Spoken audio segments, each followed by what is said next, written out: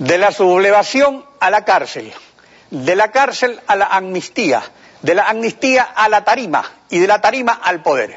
Esa es la trilogía emblemática de Hugo Chávez, Lucio Gutiérrez y Ollanta Humala, que no deja dormir a Rafael Correa, el único presidente del Ecuador que ha permanecido más de 4 años continuos en el poder en los últimos 100 años, desde la segunda presidencia del general Eloy Alfaro. Coronel Lucio Gutiérrez, buenos días, bienvenido a Contacto Directo. Buenos días y muchísimas gracias por la invitación. Un saludo cariñoso, cordial a todos los ecuatorianos que nos observan a través de Coavisa. En base a su experiencia de golpista exitoso y de presidente constitucional derrocado por un golpe de Estado, ¿cómo considera usted la insistencia del presidente Correa en sancionar a los responsables de la sublevación del 30 de septiembre? A ver, primero que hay dos escenarios completamente diferentes, el del 21 de enero del 2000 al 30 de septiembre del año 2010. El 21 de enero del 2000, un grupo de militares hastiados de la corrupción de ese gobierno, nos unimos a una revuelta popular, fuimos a la Asamblea Nacional y a través de un parlamento popular juzgamos los actos de corrupción de ese gobierno que se tradujeron en congelar cerca de 4.000 millones de dólares totalmente de manera injusta, antidemocrática, a cerca de 1.700.000 ecuatorianos y dar un salvataje bancario a los banqueros corruptos en cerca de 4.000 millones de dólares. Fuimos encarcelados los militares, fuimos amnistiados y obviamente luego pues optamos por la vía democrática llegar a la presidencia de la República. El 30 de septiembre es completamente diferente. Primero, que estamos ante el gobierno más corrupto de toda la historia. Un gobierno que ha pisoteado los valores éticos, los valores morales, los valores cívicos, los valores patrióticos. Un gobierno que se burla del pueblo ecuatoriano. Un gobierno que viola todos los procedimientos y pone a dedo a un fiscal. Y un gobierno que viola la Constitución aprobada por él mismo para colocar a dedo a una Corte Nacional de Justicia. ¿Por qué quiere el presidente tener un fiscal? ¿Por qué quiere el presidente tener Corte de Justicia de bolsillo?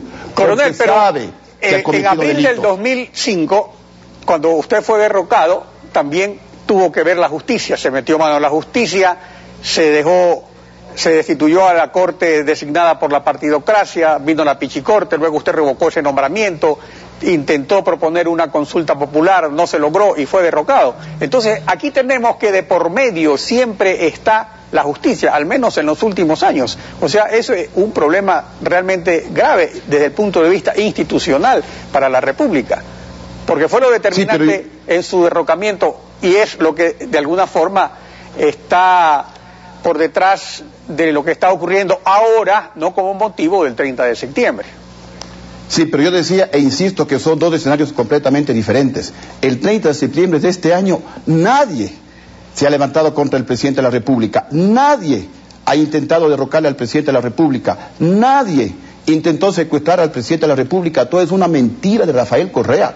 Lo único cierto es que Rafael Correa en algún momento tendrá que responder ante la justicia terrenal, porque de la justicia divina no se salvará. Él es el responsable de 8, de 10 o de 13 muertos. Ni siquiera sabemos cuántos muertos hubo el 30 de septiembre, porque fue Rafael Correa, desquiciado como a veces actúa, el que ordenó a los militares que a sangre y a fuego supuestamente le rescaten de un secuestro inexistente, solamente en la mente enfermiza del presidente de la República. Ni siquiera sus ministros hablaban de un secuestro. Ahora, así que es totalmente ilegal la sanción a los policías. Que en el caso del coronel Tapia, que es el que ha sido sentenciado ahora, digamos, no se parece pues a los de Chávez, ni a los de Mala, ni a los de Lucio Gutiérrez, sino que es el fantasma del golpismo del 30 de septiembre al que el presidente Correa quiere dejar sin perdón ni olvido. Ahora, ¿qué tiene eso de censurable eso? O lo censurable es la forma de canalizar el proceso?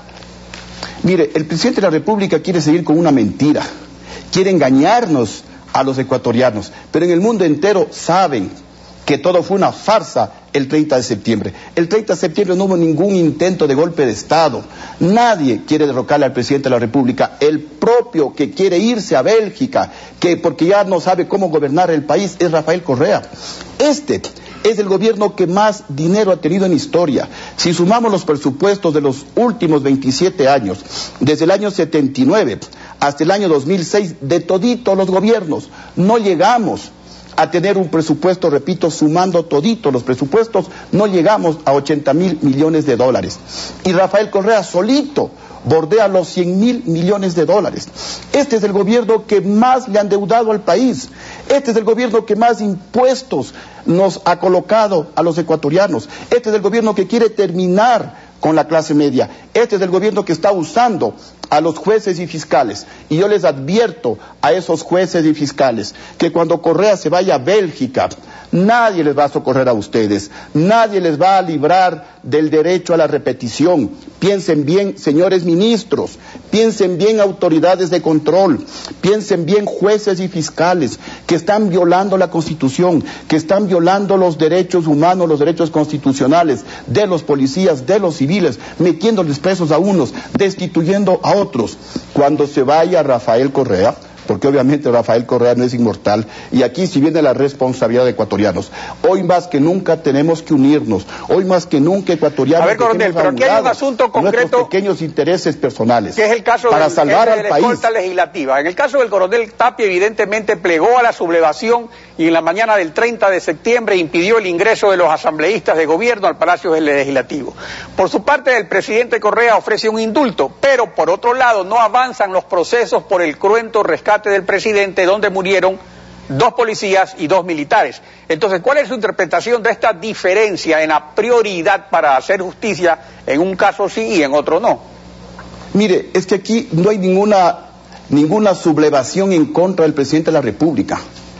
Aquí lo que existe es una falta disciplinaria, y creo que con una sanción que deberían hacer los organismos de la Policía Nacional es suficiente, como hicieron en el caso de los militares. ¿Por qué se juzga de manera diferente? ¿Por qué a los policías sí y por qué a los militares no? Los militares se tomaron el aeropuerto, los militares también protestaron en el Ministerio de Defensa Nacional, los militares desobedecieron a sus generales, porque obviamente no tenían la protección de los mandos, ni policial ni militar, ante los abusos del presidente de la República. El presidente de la República le estuvo bajando el sueldo, las bonificaciones a los policías y militares, en una carestía de la vida total. Aquí hay muchos productos que son los más caros del mundo, mucho más caros que en Europa, mucho más caros que en los Estados Unidos.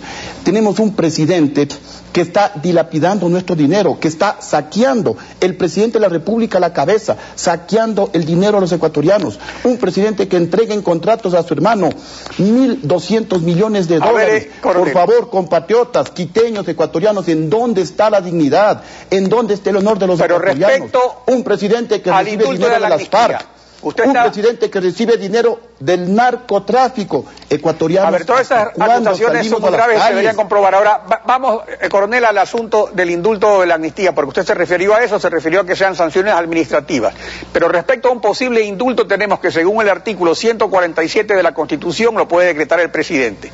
Según el artículo 120, la Asamblea puede conceder amnistía, pero con la votación de las 2/3 partes, lo cual implica un acuerdo muy amplio que no parece factible. Entonces, ¿cuál es su posición al respecto? Mire, el indulto es para delitos comunes. Aquí no ha habido ningún delito común. Aquí ni siquiera se configura un delito político. Repito, ecuatorianos... Pero impedir que se reúna la Asamblea ocurrió, eso definitivamente se ocurrió. Ahora que si eso iba o no a un golpe es otra cosa. Pero que son dos cosas completamente diferentes. Los policías que protestaban en sus cuarteles y el coronel Tapia, que para salvaguardar la integridad de los asambleístas, les pide a los asambleístas que no ingresen al Palacio Legislativo. Pero él no impide que la Asamblea se reúna para que se configure el delito de... Bueno, pero que si no ingresan a la Asamblea, ¿cómo podía reunirse la Asamblea? Al menos que se reúnan en otro sitio, como hicieron cuando lo destituyeron a usted, ¿no? Ahí se demuestra claro que no había golpe, porque si querían dar un golpe se podían reunir en otro sitio. Así es. Entonces, aquí, en el peor de los casos, lo que convendría es una amnistía a través de la Asamblea Nacional, aunque repito, aquí no hay ninguna configuración de delito político, y la amnistía es claramente definida para un delito político, y peor, un delito común. Aquí que ni se le ocurra al presidente de la República un indulto, y yo creo que la dignidad de los policías que están implicados en este supuesto delito no van a aceptar. Un indulto, repito, es para un delito común. Y ecuatorianos, yo sí quiero invitarles, ante tanta agresión a la Constitución, a la ley, al honor, a la dignidad por parte del presidente de la República, tenemos que unirnos, por favor. Dejemos a un lado nuestras diferencias políticas, y si hay que salir a las calles, pues salgamos a las calles, no a votarle al presidente, pero sí a resistir, sí a defender nuestra dignidad, a que se investigue. No puede quedar flotando por ahí que Rafael Correa recibió dinero del narcotráfico para su campaña. Bueno, pero esa es la idea, de hacer flotar sus adversarios, pero de eso no hay ninguna comprobación, o sea, ese es otro tema. En todo caso... Pero ¿qué más comprobación que el propio Mono Jojoy, el propio comandante de la FARC? Es otro elemento, pero eso ya es otro tema aparte. Coronel, yo le agradezco su participación en Contacto Directo y que tenga un buen día.